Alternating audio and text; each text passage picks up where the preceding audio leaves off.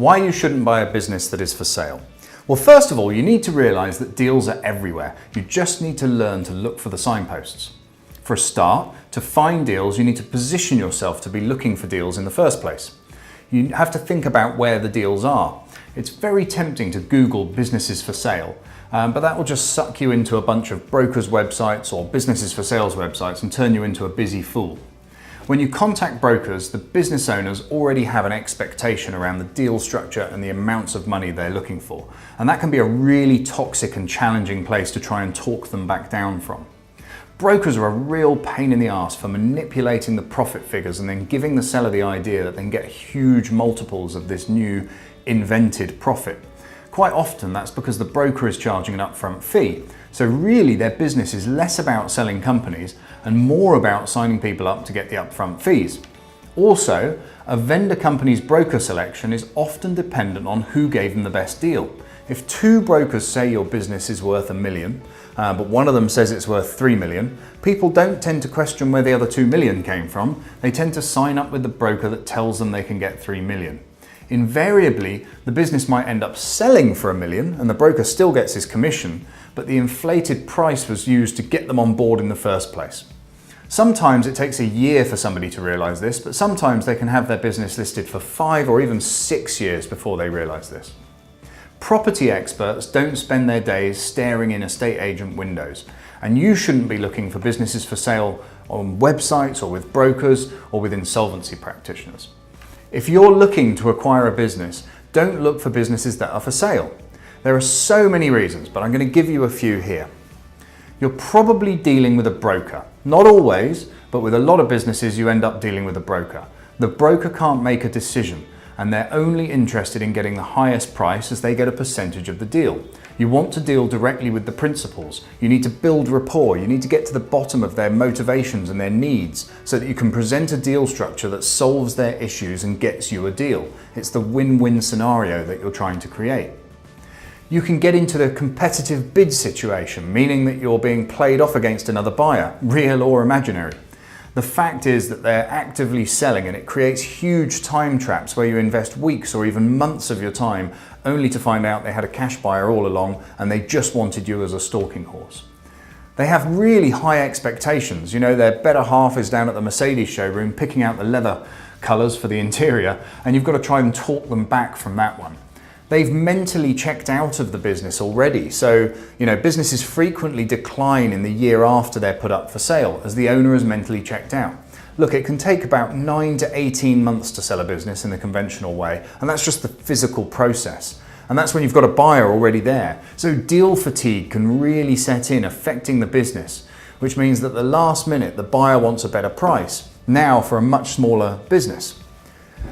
So the next thing is then, who's going to run it? You don't want to buy yourself a job. A business for sale often means the manager, who's been running it for years, often massively underpaid, is leaving. And you need to jump into those shoes, which means you end up with a full-time job. What's more, if you do an LBO, a leveraged buyout, where you borrow money to do the deal, you not only have a full-time job, but all the money from that job then goes to the bank for the next 5 or 7 years. And that's assuming the business stays the same or grows. If it shrinks, the bank's going to take your house. So, business brokers have always manipulated accounts. If I'm being generous, let's say they've optimized the accounts. But hey, wouldn't you? When a business is being sold, it's amazing how good the year just before they sell it is when you compare it to the last 18 years that they've been in business. And of course, next year is going to be their best year ever. It's also common, especially when there's a broker, to add back expenses to inflate the profits and then multiply the profits up. So they might say something like they're selling the business for 5 or 6 times earnings, but they've added back, their salary, the interest charges from the bank, the coffee machine, half their phone bill, anything else that they can find in the business that they wish they hadn't bought, but they did. So the premise being, and it's quite a logical argument, the premise being that you're not going to incur these costs, so it's a true underlying profit. You can't blame them for trying. Any savings you can make are your upside. If they wish they'd run the business differently, well, then they should have run the business differently. So you're also always going to find the ones that have been reading too much TechCrunch. You always get the guy who's decided they want to sell, And they've created this amazing brand, culture, product, whatever it is. So amazing that it only generates 100 grand's worth of sales a year, but somehow it's worth gazillions. A little naivety and a copy of TechCrunch, I think, is all you really need to massively inflate the ego and the price tag of a pretty bog standard business. You really need to find a seasoned entrepreneur, you know, one that's had a few more slaps around the face in their career, a bit of a realist. There's also loads of people looking for distressed companies, and they go to insolvency practitioners. With insolvency practitioners, it's too late. It's like a doctor looking for patients in a graveyard. If you're looking for a distressed deal, you want the guy who's thinking of ringing an insolvency practitioner, because the moment they do, it's dead. Most likely, everyone has lost their jobs, creditors are going to get stiffed, the clients are going to be left high and dry.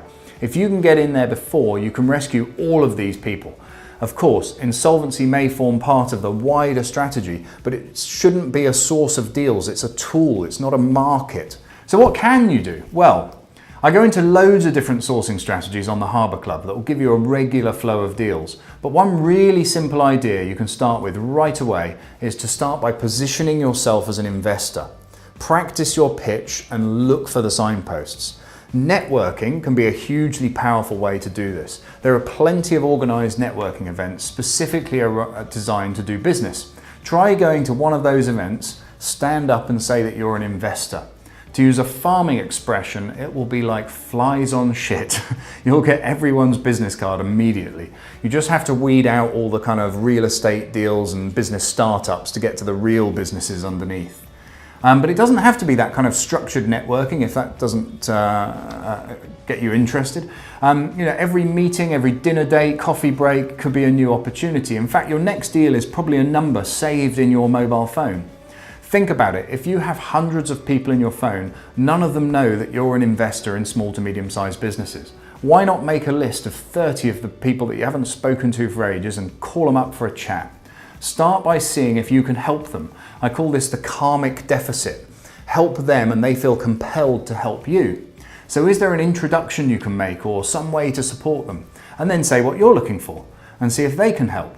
This exercise is also hugely useful for getting comfortable in your own skin with what you say and how you deal with the common questions that come up after that.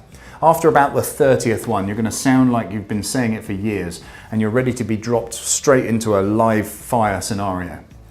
You also need to learn to look for the signposts. Our brains have become very powerful filters that just ignore everything that's non-core, and you need to tune in to deal opportunities.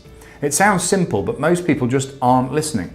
They're just waiting to say what they want to say next. And if you really listen, you'll find that there are deals everywhere in everyday conversations. There was a guy called Andrew who did the very first Harbour Club back in 2009. He went straight on holiday after he'd finished the course, and on his holiday trip he actually ended up buying a lighting manufacturing business from a lady he met at a dinner party. A week before that, it would have just been an interesting conversation with a person who moaned a bit about their business. But because Andrew was tuned in, he found a deal. There are deals everywhere if you listen differently. At the Harbour Club, you'll learn this very important skill of applying a filter to how you listen. Your next deal is likely a contact in your mobile phone.